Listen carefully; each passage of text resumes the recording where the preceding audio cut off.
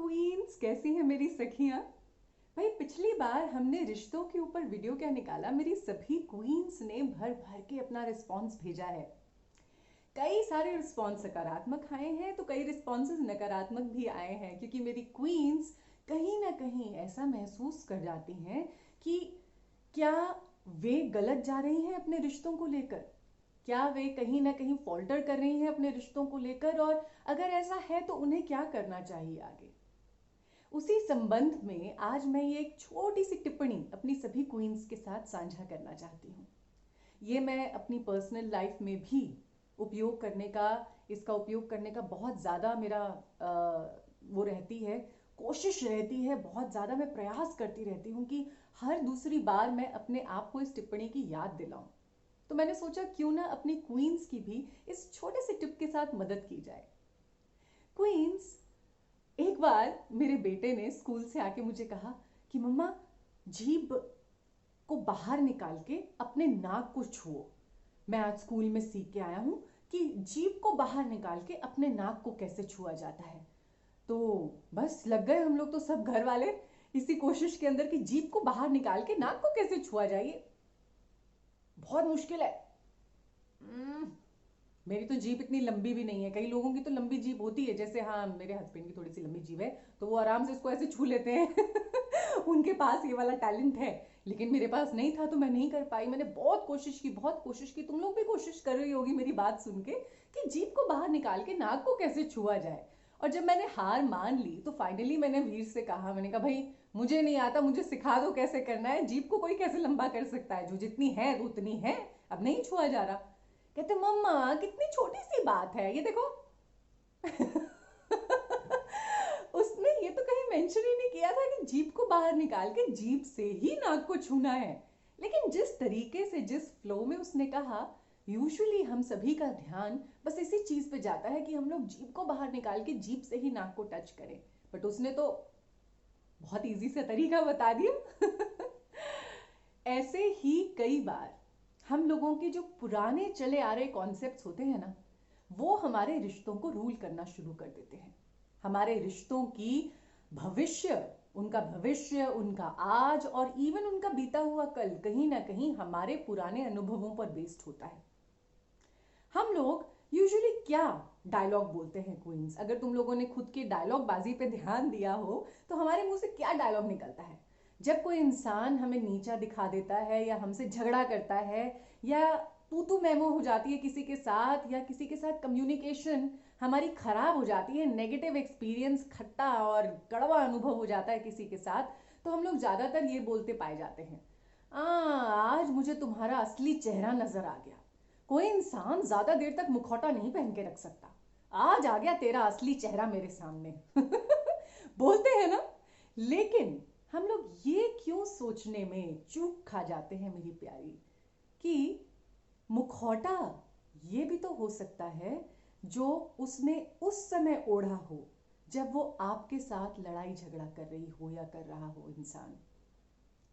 बल्कि सच्चाई यही है कि जब कोई भी इंसान गुस्से से, घृणा से, ईर्ष्या से या किसी भी अन्य नेगेटिव, नकारात्मक भाव से भरा होता है तो वो इंसान अपने आपे में नहीं होता। अपने आपे में होना यानी कि वह अपनी असल नेचर को डिपिक्ट करने से चूक जाता है।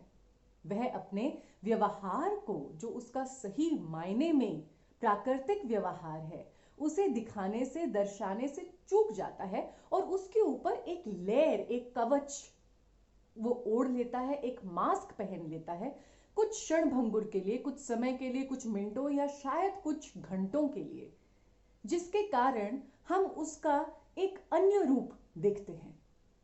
वो रूप उसका असल रूप नहीं होता, लेकिन हम उसका वही रूप जिंदगी भर के लिए पकड़ के बैठ जाते हैं।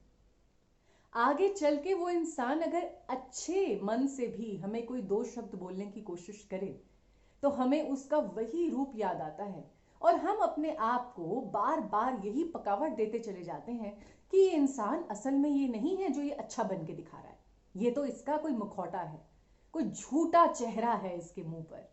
असल चेहरा तो मैंने उस दिन देखा था, इतने सालों पहले सालों पहले की बात हम लोग बार बार अपने दिमाग में इतनी पक्की कर लेते हैं ना क्वींस, कि हम उस इंसान को आगे कोई मौका नहीं देते। और कहीं ना कहीं हमारी बनाई हुई दुनिया, जैसे कि मैं हमेशा कहती हूं, हम सभी की दुनिया अलग अलग है।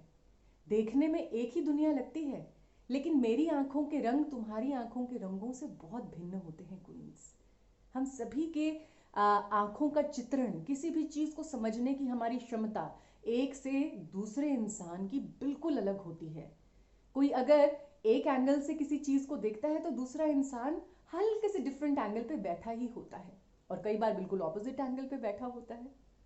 तो इसीलिए हर इंसान अपनी दुनिया अपने आप निर्मित करता है, और उस दुनिया में, जो तुम्हारी बनाई हुई दुनिया में है, वो इंसान कभी भी अपने प्राकृतिक बिहेवियर को शो नहीं कर पाएगा, अपनी नेचुरल नेचर को बाहर कभी नहीं दर्शा पाएगा, क्योंकि तुमने उसके ऊपर एक ठप्पा लगा दिया होता है जिंदगी भर के लिए कि ये इंसान झूठा है, ये इंसान बनावटी है, ये इंसान केवल मुझे नीचा दिखाना चाहता है, ये इंसान जब भी अपने मुंह से कुछ निकालेगा तो उन शब्दों के पीछे का मतलब मैं पहले से जानती हूं, उन शब्दों के पीछे छुपी हुई घृणा, छुपी हुई चालाकी मुझे पहले से ही भनक पड़ जाती है।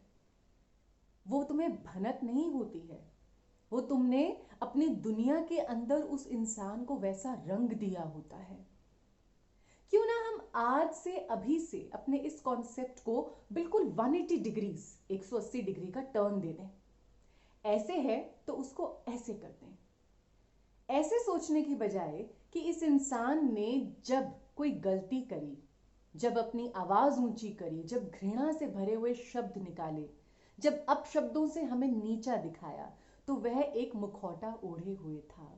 उसका असली चेहरा ये भयानक चेहरा नहीं है।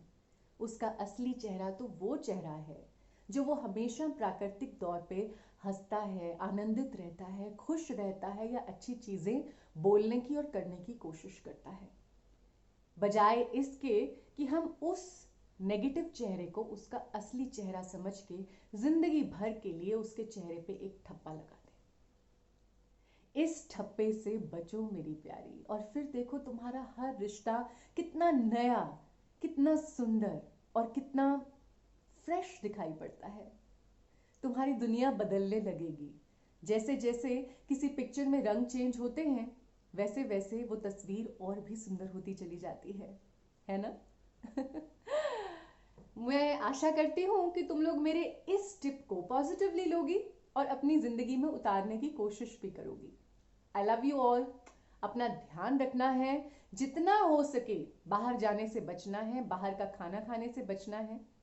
अपने घर में जितनी हो सके सरकार द्वारा जो भी नियम बनाए गए हैं, बार बार हाथ धोने, सोशल डिस्टेंसिंग, बाहर जाने से बचना, सैनिटाइजर्स का यूज करना, घर में साफ सफाई रखनी, बाहर से आते ही अपने सारे कपड़े चेंज कर लेना, नहा धो लेना, और जितना हो सके स्वस्थ और स्वादिष्ट खाना खाना, पौष्टिक खाना खाना, अपनी रोग प्रतिरोधक शक्ति बढ़ाना, इन चीजों पर फोकस करो, ना कि इन बेकार की तू तू मैं वाली बातों पर।